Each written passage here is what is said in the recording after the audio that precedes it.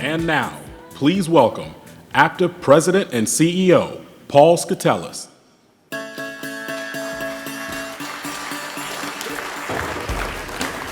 Well, good morning. How y'all doing? It's Tuesday, right? It is Tuesday, and we've got a very special treat for all of you this morning.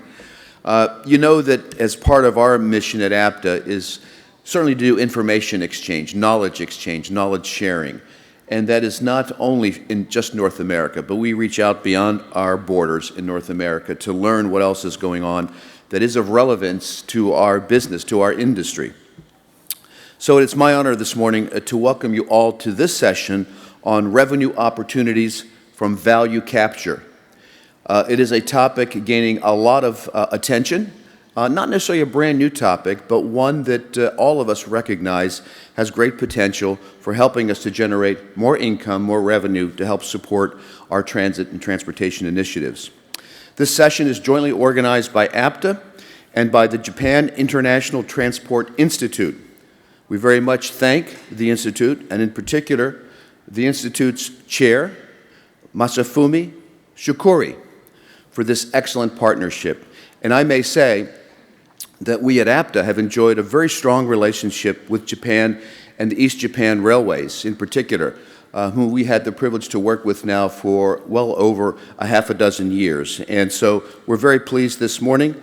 This session focuses on a topic of major interest, as I said, for agencies all around the world, and certainly one that our Japanese counterparts, our Canadian colleagues, and our U.S. colleagues on the panel today have particularly excelled at, and that is how transportation agencies can obtain new revenues, additional revenues from the value that's created by the development near transit and passenger rail stations. Much of that is happening around the U.S. and North America, but we want to do more. So, APTA had the privilege 2 years ago to visit Tokyo on a study mission to see firsthand how public transportation and community development can work hand in hand. And just last summer, as I referenced yesterday, we were in Vancouver with a delegation to review their innovative infrastructure development, which includes value capture mechanisms. And we had the privilege last year at this time to visit Denver just 1 year ago in our 2018 APTA Rail Conference. I want to thank all the panelists for being here today, for making the effort to share their experiences with us and their expertise. Again, it's only from learning from one another that we can help to move our industry forward. So before we move on to remarks from our distinguished guests today and hear presentations from our panel members and discussion, let me first allow the chair of the Japanese International Transport Institute, Masafumi Shukuri, to welcome all of us via video message. Good morning, ladies and gentlemen. I apologize for giving my remarks via video message due to a schedule conflict. I would like to genuinely extend my appreciation to President and Chief Executive Officer Paul Skoutelas and the personnel of APTA for the realization of today's joint session. The first project embodying our collaboration, which we agreed to strengthen during my visit to the APTA headquarters in Washington, D.C. last October. In addition, I would like to express thanks for the attendance of Ms. Jane Wiliams, acting administrator of the Federal Transit Administration, and Ms. Takako Ito, Consul-General of Japan in Toronto. I'm also delighted to have all of the distinguished speakers, moderator, and guests participating in our session. In 1991, JITI was established by the Japan Transport and Tourism Research Institute, and since then has been holding seminars where they invite specialists from the US and Japan, thus contributing to the information exchange and mutual understanding between the transport and the tourism communities of both countries. In Japan, where urban railways have been highly advanced in large cities, railway companies with the real estate business sector obtain revenue from value capture through transit-oriented development and improve the convenience of railways. Also, they expand railway passenger numbers and contribute to vigorous urban development. I believe some experiences of railway construction and transit-oriented development in Japan may indeed be applicable for future railway construction and transit-oriented development in North America. Finally, as a host with our co-sponsor APTA, I hope that today's session will contribute towards the development of future urban railways and the promotion of railroad ridership in North America. Thank you very much. Again, at APTA, we want to thank Chairman Shukuri for his continued partnership and for the way in which he has in mind, as we do, continuing to build our transportation network and have that be a network that flourishes and helps communities continue to grow and to prosper. So we thank him for that. So it's also my privilege this morning to introduce a number of guests, but I'm quite privileged to be able to introduce to you Jane Wiliams, the Acting Administrator for the Federal Transit Administration. She and her team have been with us now for a second full day, and again, we're very honored to have her presence here. I would like to, at this time, to invite the Honorable Jane Wiliams to the podium.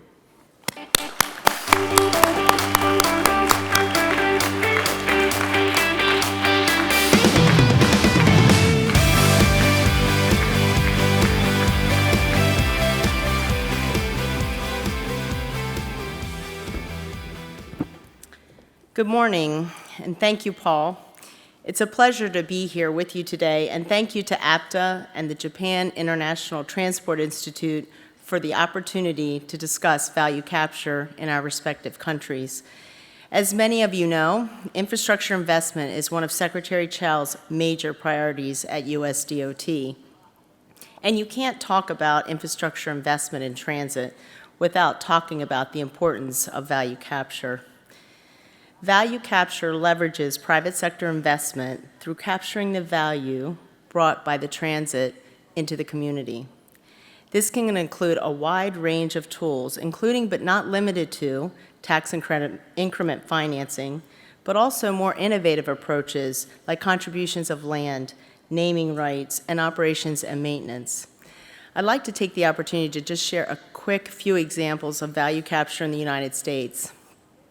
In Massachusetts, the Department of Transportation wanted an infill rail station along MBTA's busy Framingham-Worcester commuter line. At the same time, the athletic apparel company New Balance wanted to renovate and expand its world headquarters a quarter of a mile from the station. New Balance worked with them and paid 97% of the cost, $25 million, of the new station in exchange for naming rights. They also contributed $50,000 a year over the next 10 years for operations and maintenance for that rail station. Another example, a little closer to home for me in our nation's capital, was when the WMATA system, the Washington Metropolitan Area Transit Authority, recently sold a small parcel of land which houses their air conditioning units to cool 2 metro stations to a developer. The developer approached them and asked if they would be willing to sell the land so that they could build a 10-story mixed-use building on the site and relocate the air conditioning units to the rooftop, adding significant value to the land and also to the community. FTA's initial investment was just $77,000, and WMATA we helped them acquire the land, of course, years ago, prior to the USDOT being relocated at the Navy Yard, and also the Nats baseball stadium being there. But now WMATA will realize 150 times the return on that initial investment, and that brings a lot of benefit back to the local community. And so I'm really looking forward to listening to the panel. I thank you and APTA for organizing this, and I look forward to hearing more about how value capture is happening in other countries, as well as from our panelists later this session. So thank you very much for having me, and thank you, Paul.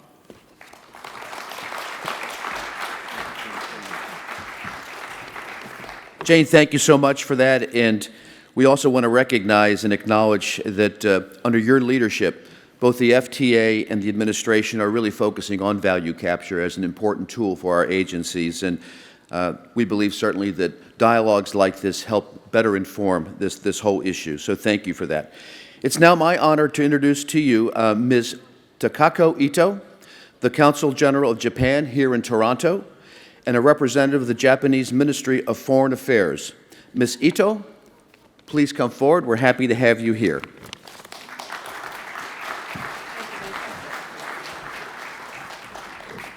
Thank you. Mr. Paul Skoutelas, the President and CEO of APTA, and the Honorable Jane Wiliams, the Acting Administrator in the Federal Transit Administration, distinguished guests, and their colleagues. I'd like to extend my heartfelt congratulations to the organization of APTA JITI joint session for successfully realizing this very important event. Thank you for inviting me to join you and for allowing to say a few words as the Consul-General of Japan here in Toronto. The audience here may need no introduction to Japan's exceptional rail technologies. One of them that Japan is so proud of is the Shinkansen, or a bullet train.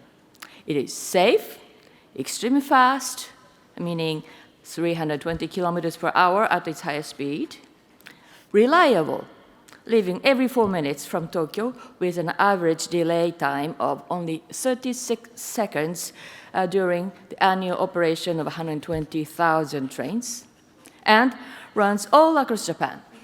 And Shinkansen stations create towns, create jobs, and create money.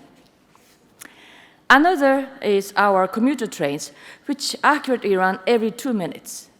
This is how 780,000 passengers use JR Shinjuku Station alone daily, and another 580,000 passengers go through JR Ikebukuro, even though they do not have Shinkansen lines. These rail systems have drawn a lot of attention from overseas, and the government of Japan is also doing its part to actively promote these exceptional technologies overseas. In fact, not only the technology, but also financial schemes, such as the Japan Overseas Infrastructure Network, JOIN, as well as Japan's mega banks that are eager to lend funds with low interest rates and long terms, have been made available for interested partners. Examples of our cooperation with foreign markets include the United Kingdom's Intercity Express program, the MRT Purple Line in Bangkok, and the high-speed trains in Taiwan. Moreover, another aspect of rail operations in Japan is how it is integrated with the management of commercial businesses in the stations, as well as with the development of residential areas and leisure facilities along the train lines. People can buy drinks, food, or magazines on the platform. People go to stations to have fun. This has proven to be tremendously profitable and beneficial, and is something that should be considered by many North American municipalities, including Ontario, where the population continues to grow. In an era when we have to cope with climate change and rapid population increases in urban areas, such as in Toronto, rail is a vital infrastructure component that absolutely has to be worked out. For this reason, I believe the Ontario government is on the right track with its initiatives to expand and modernize the transit system in the province, such as the GO Transit Rail Service expansion. The same is true with respect to the Union Station revitalization. You must have seen a beautiful train connecting the airport and Union Station, but in fact, it is a Japanese train. Union Station, at the heart of Toronto, is used by 200,000 passengers every day. I used to live in Tokyo and also posted in New York. So I have seen the revived Tokyo Station and, of course, Grand Central Terminal in New York. If you haven't been to Japan, I strongly recommend to go and see Tokyo Station. I would say there still remains a lot of development required for Toronto's Union Station to be like Tokyo Station or Grand Central Terminal, but that is exactly why we should be working together. I believe Japan's know-how in taking a multifaceted approach in raising profits can set a stimulating example here in North America. Thus, I'll be most pleased if those of you in attendance today receive a lot of inspiration and ideas from this session and consider collaborating with Japanese companies in order to enhance transportation network in your respective areas and increase the profitability of your local railway businesses, which can only be good for the future. I wish each one of you to have an informative and fruitful experience through today's session. Thank you very much.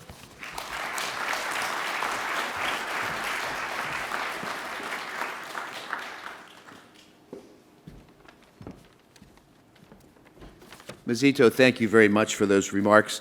I will tell you I traveled to Japan some years ago and was in Tokyo for quite some time, was at Tokyo Station, rode the Tokyo Metro, and I also rode the Shinkansen, and it is even better than advertised. It is a magnificent system, lots that we can learn in terms of not only high-speed rail, but urban rail. So thank you very much for that.